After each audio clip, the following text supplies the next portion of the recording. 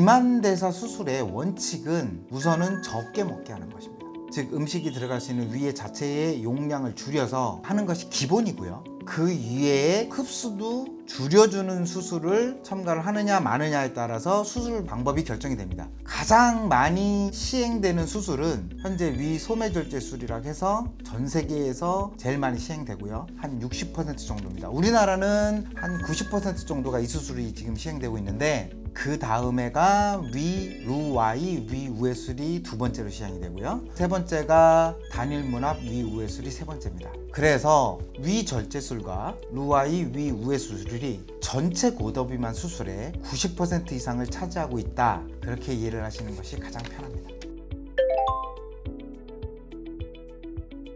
위 소매 절제술이라는 거는 위의 모양을 바나나 모양의 아주 작게 만들어서 음식이 들어가는 양을 줄여주는, 제한하는 수술이고요. 위 우회 수술은 위를 작게 만들어주고 소장을 연결시켜서 Y자의 형태로 만들어줍니다. 그래서 음식을 적게 먹는 동시에 흡수도 조금 덜 되게 만들어서 체중을 줄여주는 수술입니다. 전 세계 데이터를 보면 우회 수술이 절제술보다는 조금 더 효과가 좋은 걸로 되어 있습니다. 환자의 개인적인 특성에 따라서 절제 수술을 하기도 하고 우회 수술을 하기도 합니다. 그러나 이제 개인적인 생각으로는 절제 수술보다는 우회 수술이 당뇨병에 훨씬 더 효과가 좋습니다. 체중의 관점에서 보면 절제 수술이나 우회 수술이나 체중 감량 효과는 거의 비슷비슷합니다. 그런데 당뇨병의 관점에서 보면 절제술보다는 우회술이 훨씬 더 효과가 좋거든요.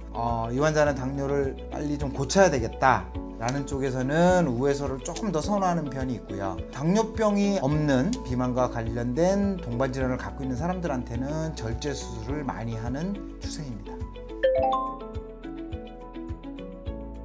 비만대사 수술은 안전한 수술입니다. 저 같은 경우에는 사망 환자가 한 명도 없었었고요. 사망 환자가 없도록 최선을 다하고 있습니다. 현재 비만대사 수술은 합병증 발생률이 일반 다른 수술과 비해서 높지도 않고요. 굉장히 안전한 수술입니다. 현재 우리나라의 외과 수술은 다 복강경 수술이고요. 개복 수술이 아닙니다. 흉터도 사실은 1cm, 2cm 정도고요. 한 3-4군데 이제 나오게 되지만 시간이 지나게 되면 거의 다 없어지게 됩니다. 건강보험상에서 70세가 수술을 한다고 해서 적용이 안 되는 건 아닙니다. 다 되고요. 그 대신 18세 이전은 현재는 검사를 해야 됩니다. 무슨 검사를 하냐? 성장판 검사를 하게 되고요. 그 성장이 끝났다라는 검사를 해야 됩니다. 사실 16세가 체중이 많이 나가서 고도비만 환자는 수술해도 상관없습니다. 데이터가 충분히 에비던스가 많고 하라고 되어 있습니다. 그렇지만 건강보험상에는 18세 이전은 건강보험 적용이 안 되기 때문에, 만약 17세인데 성장판 검사를 했는데 성장판이 닫혀 있다 라는 것이 증명이 되면 건강보험 적용이 됩니다.